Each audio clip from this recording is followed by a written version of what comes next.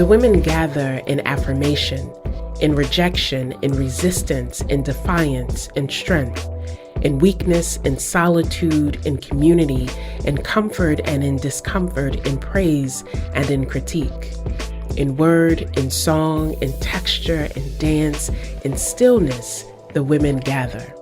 When women gather, when we speak up, the earth quivers in response. There's power in the gathering, in the speaking, and in the creating. This is Disrupted. I'm Kalila Brown-Dean. Earlier this month, I had the pleasure of virtually gathering with some of the most influential women in the arts world, women leading and curating for major arts organizations. The panel was sponsored by the New Britain Museum of American Art to kick off their exhibition, Someday is Now, Women, Art, and Social Change. This hour, you'll hear from Denise Morel, Associate Curator of 19th and 20th Century Art at the Metropolitan Museum of Art.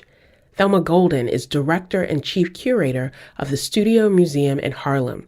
Katie Siegel is the Eugene V. and Claire Thaw Endowed Chair at Stony Brook University and Senior Curator of Research and Programming at the Baltimore Museum of Art. And Minjung Kim is Director and CEO of the New Britain Museum of American Art. And just a note, the New Britain Museum of American Art is an underwriter of Disrupted. I asked the panelists to talk about their journeys in the art world. Here's Denise Morel. When I think about the way that I've come into this field of art history as a defining moment in my life, I would just want to evoke all of the curators, the artists, the art historians, as well as the broader political context in which they existed, for making art part of my life, an essential part of my life, even when I was engaged in a totally different profession and coming into the museum, coming into the galleries, the artist studios, the art fairs, for illumination, for learning, for beauty, for the joy of learning. So that is the way that I came to the field of art history. And I think that's the way many others come to the field as well. So that has been probably the most defining aspect of the fact that I'm sitting here today. Thank you, Denise. And we will return to this point of your journey, because I think that your journey within this area says so much about what it means for women to not just face and challenge barriers, but to determine that they will define their path on their own terms. So thank you, Denise, for joining us today. Katie Siegel, talk to us about your journey, Katie. You are navigating different spaces as a professor, as someone who is very much engaged in helping us understand the history and the evolving history of art, but also challenging that divide between what happens inside the museum and what happens beyond the museum. So please share with us your experiences. I think my journey has been a slow one of patience and becoming, and not because, like Denise, I had another life so much. I think it took me a long time to understand two things. One, that my personal politics around race and class and gender could actually inflect the work that I do in a daily way, and that activism could play a role in scholarship. And the second, I was very slow to understand that I had some personal power, and that work in museums could actually impact individual artists' life, and that history wasn't something just for books, and that things you do that don't have your name attached to them, that aren't books or exhibitions, can be more important than those gratifying moments when we find ourselves in the New York Times for a second. So it's been a slow journey. That's my journey. Thank you, Katie. It is a journey that continues. Thelma Golden, I was struck by something that you said, that you knew the career and the path you wanted even before you had a name for it. How do you go from being inspired by a board game or the art that was around you every day to creating this career and this journey that you are on? Thank you. It's a pleasure to be here. I have to say that I was long given the charge to talk about my journey because it made it possible for others to then understand what this possibility was. So I grew up here in New York City and had the great gift of being able to spend time in museums from the time I can remember, both through school and also because my parents took me. So I always knew I wanted to work in a museum. I did not know what a curator was, but I articulated very early in my life this desire to spend my life, to spend my days in a museum.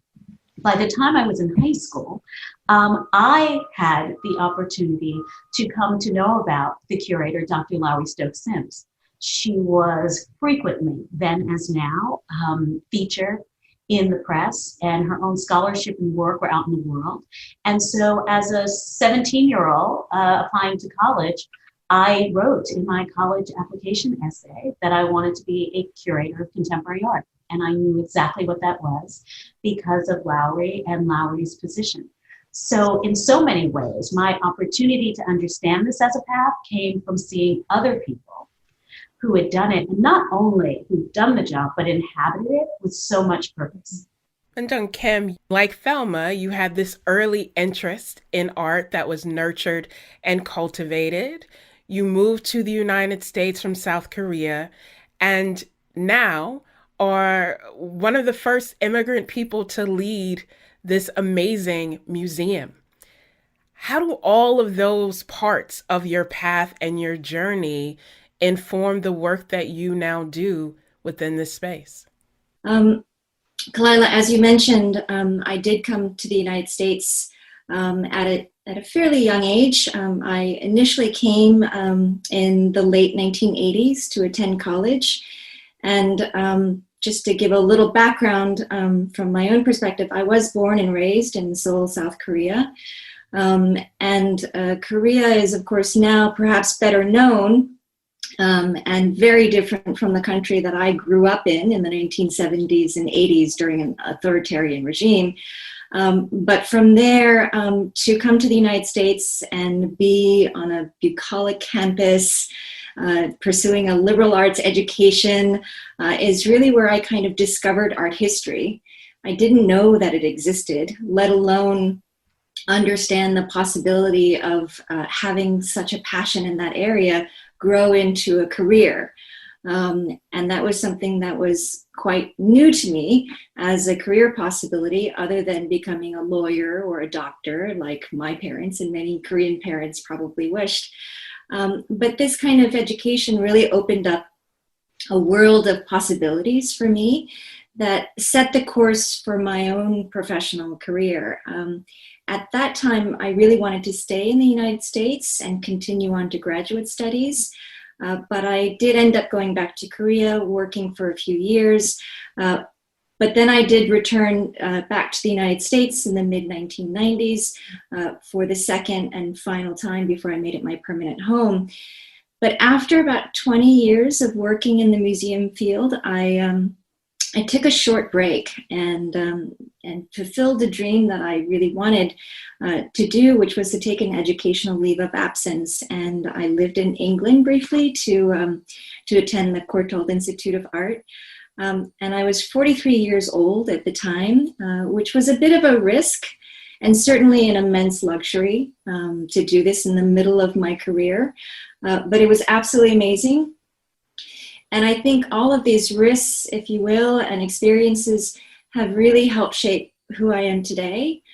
All of that in many ways came together to give me a very particular vantage point that continues to help guide me in my role as director of an American art museum in celebrating and exploring the richness and the complexity and the plurality of American art.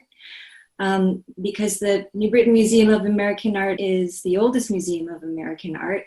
And from this position, it enables us to ask a very basic, but to perhaps some, a provocative question, which is, what is American art? Who is American or who is not? And from that point, to really be able to encourage some conversation and some reflection so that we're very conscientiously creating spaces to hear different voices and present different vantage points and perspectives. And so that's kind of all of which that has brought me to where I am today. Men, you mentioned two themes in your comments, one about the risk involved with making these decisions or following your paths, but also this pervasive question of what is art more broadly, or what is American art.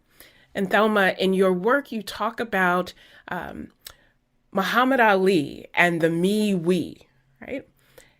And it shows that sometimes the views that people have about what is art is often different from how we experience art or who gets to define that experience.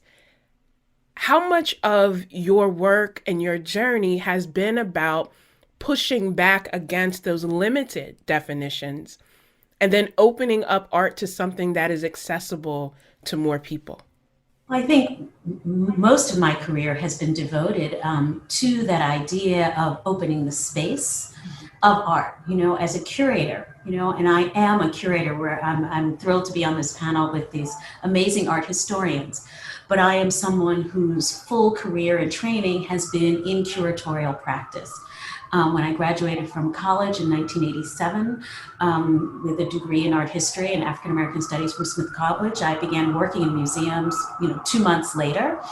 So, I worked in museums my entire career, and my work has always been about creating space for ideas, creating space for new art histories, creating space for artists, creating space for audience.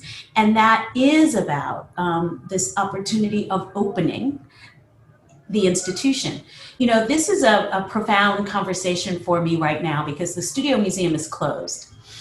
We are in the midst of building a new building. And the me, we you referred to refers to a work of art that lived in the lobby of our museum, a neon work made by the incredible American artist Glenn Ligon, taken from the words of Muhammad Ali. The work is called Give Us a Poem, and it is simply the words me, we, right, which were spoken by Muhammad Ali when he was asked to give a poem. And so that really sums up this idea as an artwork about the individual and the collective, but it also is a work that lived in our lobby as a way to create the experience of art, as one that could live in the museum, but also out on 125th Street, allowing for the experience of art to be open to all. Katie, what is that distinction or the blurring of that distinction? Thelma talked about opening up spaces and offering art to more people to also define on their own terms. And I know that's been very important to you, not just in your scholarly work, but also your work with the Baltimore Museum. Given cities and given spaces, how do you amplify the need to do that and the need to do it? And one of the things I really appreciate about your work is the need to do it continuously, as opposed to thinking, here's the achievement, here's the marker. Now we have that history. I think part of the more gradual process that I've been going through to get to where Thelma maybe already was in some ways, has been at Baltimore, starting with the idea there had never been a Black artist who had the main stage and a book.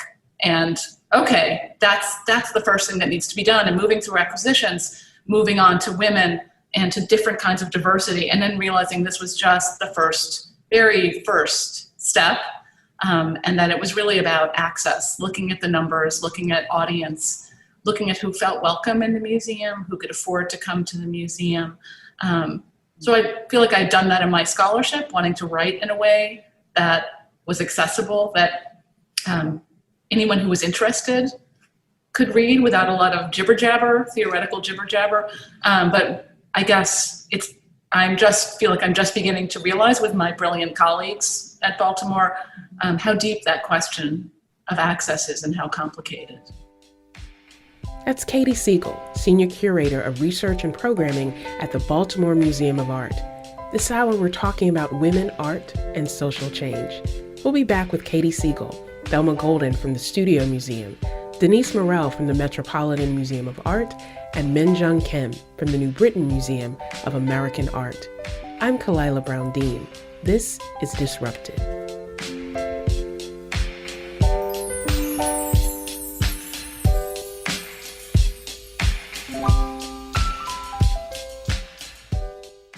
This is Disrupted.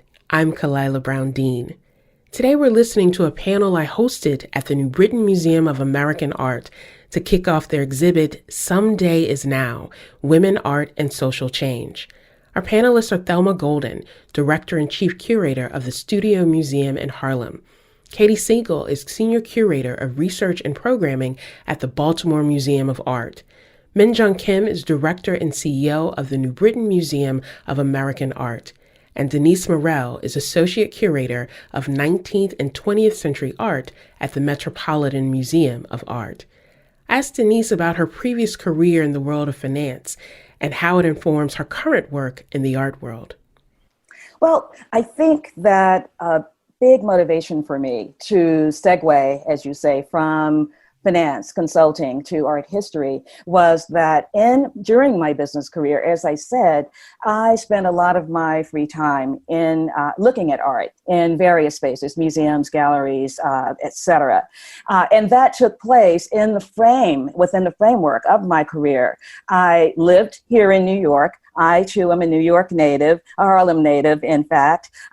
So one of the first museums I joined, in fact, I think the first, was the Studio Museum in Harlem. Thelma mentioned Lowry. I think about Mary Schmidt Campbell and just that entire, sort of pantheon, if you will, of distinguished directors and curators up to and including Thelma. But the fine art of collecting, seminars that I took on Sunday afternoons, going to openings, joining a support group at the Museum of Modern Art, the Friends of Education.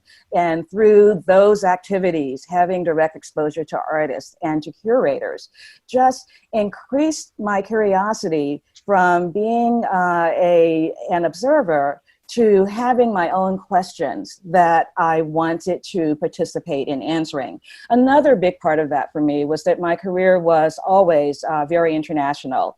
I lived and worked overseas a couple of times, in Europe, in London in the late 80s, and throughout my career traveled extensively. So my joy, a lot of my enjoyment during open times, evenings, weekends, was to browse the museums of London, Paris, Tokyo, Sao Paulo, Abidjan, the world. So I felt that I had this, on the one hand, an immersion in contemporary art here in New York, but also an engagement with history through the museums I visited while traveling.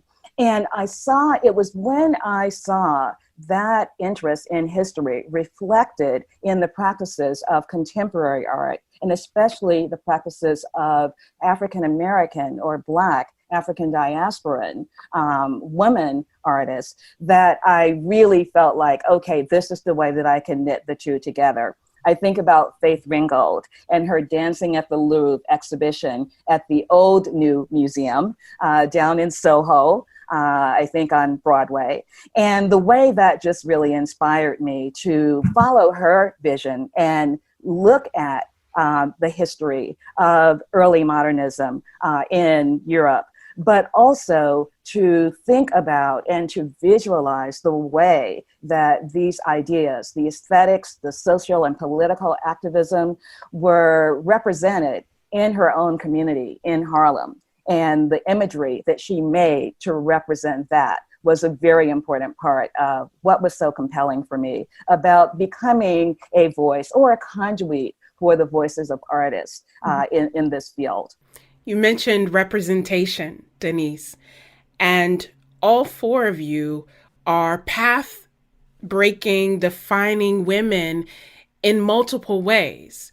And part of being the first or one of few is often shouldering the expectations that to some people may seem unreasonable. So it can be a hollow prize sometimes to be the first, or again, one of few. Given how representation works within art, whether we are talking about artists or those who are engaging the art, have you felt pressured to feel like you not only have to show up and represent yourselves, but you are then judged against the standard for women or for based on your racial or ethnic identity? What does that pressure to represent feel like? And more importantly, how do you navigate through it so that you are still true to your calling and not others' expectations? And so any of you would like to join in on that, please.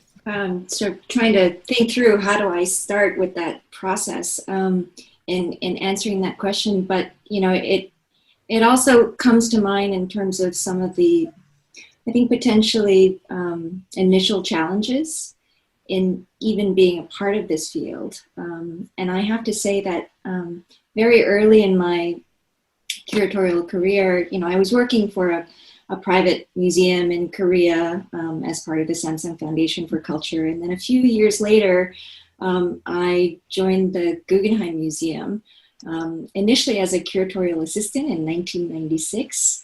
And it was the job for which I moved to the United States for the second and the final time before it became my permanent home. And I was incredibly excited to be a part of a major museum in New York at that particular time. But the reality also was that I think I was making something like $26,000 a year. And this is kind of the salary that is really difficult to live in New York. And I was at this moment where I was trying to figure out, you know, how do I afford this career? Especially for someone where I was coming anew as a first generation immigrant. And I didn't really have a support system. So I was at a point in time where I was trying to figure out, do I want to continue a career at curatorial? So I sought the advice of a more established curator whose opinion I very much admired. And she, of course, told me if this was my passion, she encouraged me to follow it. But she also was pretty forthright in discussing the financial realities and challenges of continuing to be a curator. And to the degree to which she said, you know, unless you're independently wealthy, you may indeed face challenges. So be prepared if this is the course that you want to take.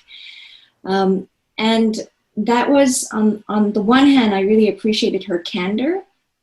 On the other hand, I felt really like there was a daunting prospect in front of me with many doors closed before I could even get to the front step. And thinking about it from the perspective of, you know, I wasn't independently wealthy. I'd come to this country by myself. I had no family net to fall back on, no support base or contacts or networks. And I think, if anything, from today's perspective, looking back at my own experience, I think it makes me much more empathetic to young, aspiring curators who may view a career in museums to be unattainable because they're not coming from privileged backgrounds or have a network or support base. But I have to say, at the time, I think I was young and naive and eager to really work at a number of different things. And I was also fortunate to be at a museum that was experiencing tremendous growth and was looking for people who were open to taking on various roles that didn't fit neatly into any kind of job description. So really doing everything, you know, from the non-curatorial to the museum capital projects, to fundraising, to special projects, to special events, et cetera, et cetera. And I think that at the end of the day, those variety of experiences and learning diverse skill sets really ultimately became the best training ground for me in becoming the museum professional that I am today. Thank you. And recognizing how what you are being told by well-meaning people, because that's their experience, what that discouragement would look like for you, but also the point of what it may look like for other people who aren't even able to get to that step of having a mentor or someone to tell them about that. Katie, what about you? Just to be clear, white women are not minority people in American art museums. But I am in parallel to Min a little bit. I'm often in a room where I'm the only person who hasn't gone to an elite Ivy League university, in both the academic context and in a museum. And it's always just sort of a shocking reminder how far that journey is for so many people, for so many reasons, and how hard it is to see yourself. And also that imposter syndrome doesn't really mean necessarily that you don't deserve to be someplace, but it really may be that you don't belong there in the sense that you don't fit in. And so that's I think a constant struggle for a lot of people, not to get those two things confused. And it is for me. Thelma, you are leading the Studio Museum of Harlem, as my friend calls it, the planet of Harlem, because he wants to be clear that Harlem is special to him. But it's also a space within a broader community that's seeing its own changes and broader debates about holding on to what makes Harlem special without allowing others to define what Harlem should be. So what does representation look like, not just in your personal experience and your personal journey, but also in terms of leading this important community institution that has such a broad reach?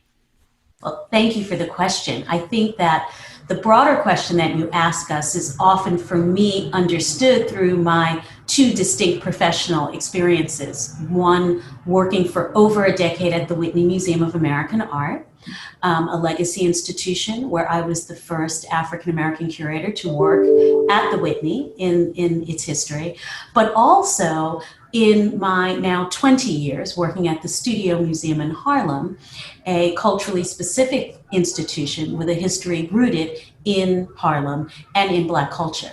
So in many ways, this idea of representation is one that lives within me in my work, right? In that I have been representing throughout my career in many different ways. Right now, what that means is defining a space, the Studio Museum, around an idea of what it means to create an institution that is tied to a history, but also projecting itself into a future. And so really it's about a redefinition of Black space, and also about how we, through institution building, create spaces that have autonomy and authority around these definitions of race, of culture, of identity, and community. Denise, affirming that sense of agency that Thelma mentioned is important because you are in a position with such tremendous, not just power, but also a responsibility that you have shown in your work in many ways about how seriously you take that responsibility to not just make that position what you want it to be, but also to make it what needs to be in terms of affirming the work that has to be done internationally and, of course, within that particular museum space. What does representation or that sense of agency and ownership look like for you? It is an interesting responsibility, and I feel that it's a privilege. I'm not someone who feels that it is a burden or something that I would rather have other people do. I've been happy. I feel that I have a sense, having come through my own personal journey, which, even though I had a previous career in business, began as a first generation college student in my family. I come from what my dad called everyday working folks, and full scholarship for college, et cetera. So when I think about the space of the museum, which in many ways has, to some extent, deliberately been built architecturally and ideologically as a space where people like me have not historically been welcome, I feel very committed to the idea of changing that, of changing that sense of not being welcome and not having a space within this space. And that plays out in two ways in my work. First, I want to look at what already exists within the museum and think about the ways, visible and invisible, there has always been a presence of people of color, of African descent, Asian, Latin American, the entire spectrum. The more I look at the origins and the foundations of modern art, the more I think that if we told that story as completely and as truthfully as it actually unfolded, where there were African-American early modernists of the Harlem Renaissance and modernist artists working in Japan, in Latin America, in Nigeria, in Senegal, if we can bring all of those narratives into the way that we present what has historically been presented as an exclusively European aesthetic, European practice. And when I say European, the construction of European is that it is monolithically white. So foregrounding that presence to the extent that's possible with what is actually in the museum, but also very proactively seeking to broaden the representation of the presence, of this multi-ethnic presence in the collections, the exhibitions, and the programming of the museum.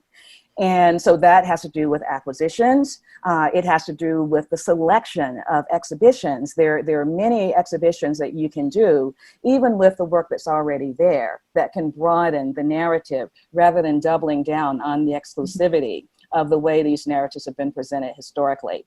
And then the other part of it, I think, is just to broaden the range of representation. People of color, people of African descent in particular, are often presented in a very specific way, in tropes of servitude, in tropes of obstacles that are difficult to overcome. It's essential to have that representation. It is absolutely central to our history, but there are also people of color and always have been in every walk of life in these societies. And that invisibility, I think, is part of what constructs this impression that we didn't have a place, we didn't have an historical place, we weren't there. And that is an underpinning of the type of xenophobia, racism that we're dealing with today. So there's a big part of what I want to do is just to bring forth representation in its full diversity and its full complexity. And I think if we do that, then the work of audience development will be done. People will come to the museum because they see representations of themselves as they see themselves there. That's Denise Morel, Associate Curator of 19th and 20th Century Art at the Metropolitan Museum of Art.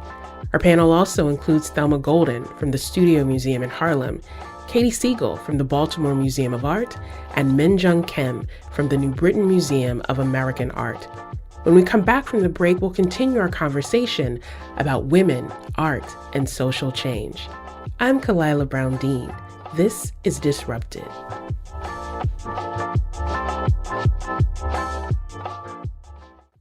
Welcome back to Disrupted. Today we're listening to a panel I hosted for the New Britain Museum of American Art to kick off their exhibit, Some Day Is Now, Women, Art, and Social Change. It's on view now through January 24th. Our panelists are Thelma Golden, Director and Chief Curator at the Studio Museum in Harlem. Katie Siegel is Senior Curator of Research and Programming at the Baltimore Museum of Art. Denise Morel is Associate Curator of 19th and 20th Century Art at the Metropolitan Museum of Art. And Min-Jung Kim is Director and CEO of the New Britain Museum of American Art. From individuals to companies to schools, we're all in a moment where issues of diversity, equity, and inclusion are top of mind. So how does that play out in the art space? How do we expand on the idea of who should work at a museum, who should be an artist, who should love art, and what kinds of art are presented? How are the panelists making the most of this moment of change within the arts world? Here's Katie Siegel. I think the first step is to acknowledge that we have cycled through this moment over and over again with regard to all kinds of diversity, and to think about what didn't happen that past time. Why did it come and go? So at Baltimore, we feel committed to 2020 and to women beyond, far beyond this brief moment. That I think we're realizing, looking back at the history, that there wasn't structural change, that there was change in terms of moments of representation without change in the kind of staffing that Denise and Min are talking about. And so that's one thing we've really been emphasizing in addition to acquisitions. Thank you. Yes, and following what Katie said, I think that acknowledging the cyclical manner in which we have engaged in this really means demanding that when we are in a moment, as we are now, that it isn't simply a moment, but becomes a movement. And in many ways, the Studio Museum is a result of that, right? We came out of a very particular moment in the late 60s, which was very much like the one we're in now. And it was a moment that was demanding an idea of an opening of art museums, an opening to people of color, to women, to indigenous people. And at that time, lots of things happened in institutions across the country. It's an incredibly rich history. But what I feel so grateful to the founders of the Studio Museum is they saw that moment as the beginning, right? Not just episodic, but something to create and to build. And that is about structural change. And I think the conversations that we're in the field right now are positioning us towards another moment of considering major structural transformation. Oh, please, Denise, go ahead. I was just going to add on to Thelma speaking about structural change to say that from my perspective in a museum like the Metropolitan Museum, a big part of that is to think about a change in point of view or a willingness to be self-critical when thinking about how we as curators, as educators, as artists even approach and perceive the work that we are doing. And I feel that the whole idea of objectivity, the idea that the museum is a space of objectivity, of objectiveness, is a place to begin that kind of self-examination. The reality is that museums historically have not been neutral. Many of the works on view in museums are not there for purely aesthetic, socio-politically neutral reasons.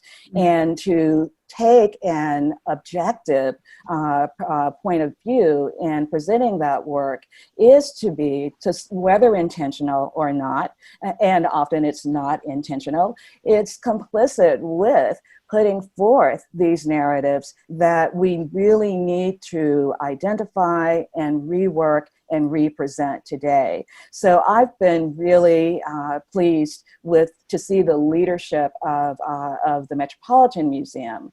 Thelma talked about the moment in the 60s from which the Studio Museum was born. I think the fact that the Met in this moment took the step of stating publicly that an objective is for the museum to move from a position of non-racial perspective to anti-racist perspective, I should say non-racist to anti-racist, is the beginning of that kind of journey for the Met and for other large encyclopedic museums. And all of the steps that have to take place to make that happen, doing the work of outlining, mapping out those steps, building into the practices of each of the stakeholders for the museum, specific objectives that we're going to work toward to achieve this objective of moving into an anti-racist position.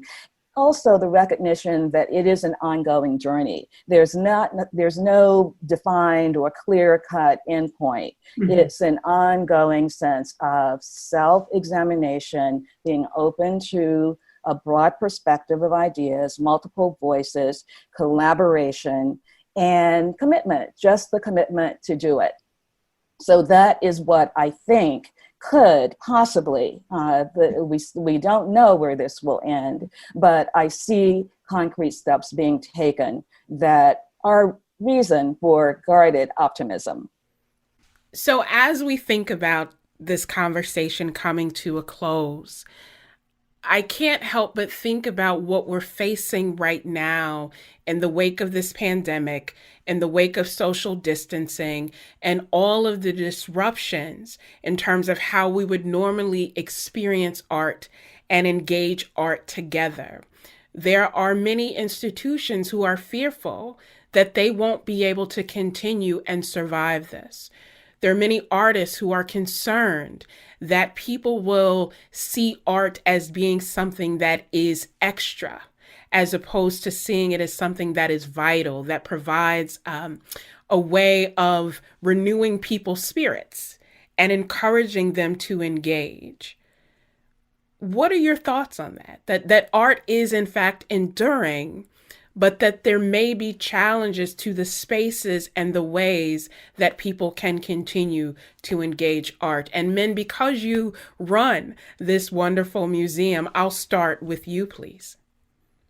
Well, it is indeed a difficult time, and as it is for many industries and many fields, but also certainly for nonprofit cultural institutions and museums, where in many ways it also brings up an existential question as to what role we play as museums, and how we reflect not only our communities but the human condition, which is under great duress right now.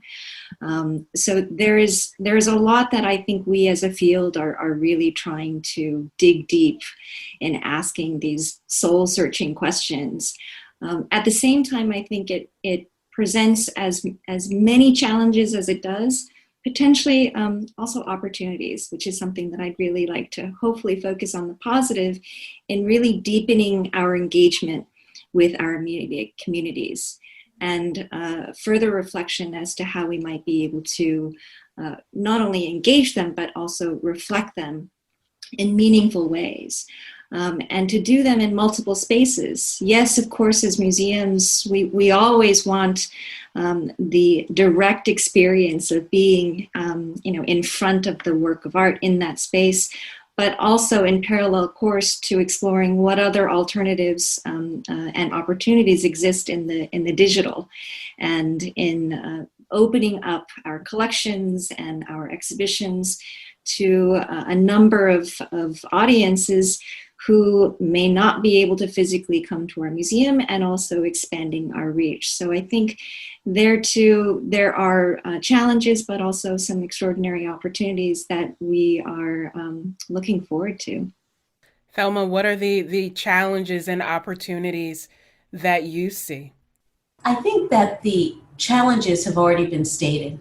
And I think those are not just challenges to our cultural community, but to our communities as a whole. Mm-hmm. I think the opportunity requires us to really honor the fact that as cultural institutions, we have a responsibility. Mm-hmm. And our responsibility often as cultural anchors is to serve our communities. And that can seem, somewhat obvious and neutral in good times, but in moments like this, it becomes all the more important to understand what service looks like for a cultural institution. So in a moment like this, our work has been completely involved with serving our audiences in our communities, taking advantage, of course, of our ability to do that in a wide way, but remaining intensely focused on the work that our institution has always done to uplift Black humanity. And in doing so, providing, not just what we might think of as the sort of cultural aspect, of what it means to engage with art, but to think of it from a spiritual perspective, right? How do we feed the soul? of a community in times that are difficult and hard. And it is through art and in uplifting artists, right? And holding space for our artists in this moment. So that's what I see as not even just the opportunity, but the responsibility. And I think this moment calls on all of us to really deeply commit, right, to mission and to purpose with responsibility. That notion of art as a space of refuge, but also a source of inspiration is so critical when I think so many people need that reminder of what they may be facing may be difficult, but in some ways is not new. And art has the potential to be that mirror and that reminder. Denise, what about you? Well, I was thinking along very much the lines of art as a space of refuge, because, as I mentioned, at various points in my life and career, art museums, the spaces of art, were definitely spaces of refuge and contemplation and simply enjoyment, the simple pleasure of engaging with ideas, with the visualization of ideas. And it doesn't always have to be loaded with social or political or economic. It can just be aesthetic ideas. I think the pleasure of teasing out the manner, the various approaches to innovation, to aesthetic innovation, or to aesthetic mastery of a tradition. The thought process of doing that is enjoyable. And I think it opens the mind to other forms of analysis. So I think the more that we can make it compelling and engaging for the broadest possible public to come into the space where art is on view, the better chance we have to make our contribution, our specific contribution to the development of analytical skills and open-mindedness and awareness of the diverse strands of humanity that make up our societies. I think this is a role that art will always play. Thank you for lifting up and affirming humanity and the need to acknowledge that for all of us. Katie. I think Baltimore would echo Thelma in that it's been a pressured moment, but productive in terms of thinking about service and necessary. And we pivoted from, a high prestige speaker series to delivering art supplies to community members, to providing a platform for local artists and galleries that were struggling. And as well as thinking about the opportunities people need to think, to be alone with painting that Denise is talking about. So I guess it's been really a moment to consider the relationship, one of not just broadcasting out, but one of mutuality and really thinking about what can we do and what can we contribute and what is a civic institution. That was Katie Siegel, the Eugene V. and Claire Thaw Endowed Chair at Stony Brook University. Thanks to her and all of our panelists. Thanks also to the New Britain Museum of American Art. Their exhibit, Someday Is Now, Women, Art, and Social Change, runs through January 24th. Disrupted is produced by Daniela Luna and Katie Tolarski. This is the final episode of the year for Disrupted, and we've had lots of hard conversations about the disruptions we face and why we simply can't go back to normal. And yet, the common theme throughout each episode is a recognition that even in the face of uncertainty, there's hope. Not a superficial hope that ignores the magnitude of these disruptions, but a hope born of the realization that each of us has the power to make a difference. After all we've endured this year, let's lift up the importance of art, conversation, joy, culture, and civic engagement for affirming our common humanity. Here's hoping 2021 brings all of us more joy, peace, and health. I'm Kalila Brown Dean. Thanks for joining us. See you all next year.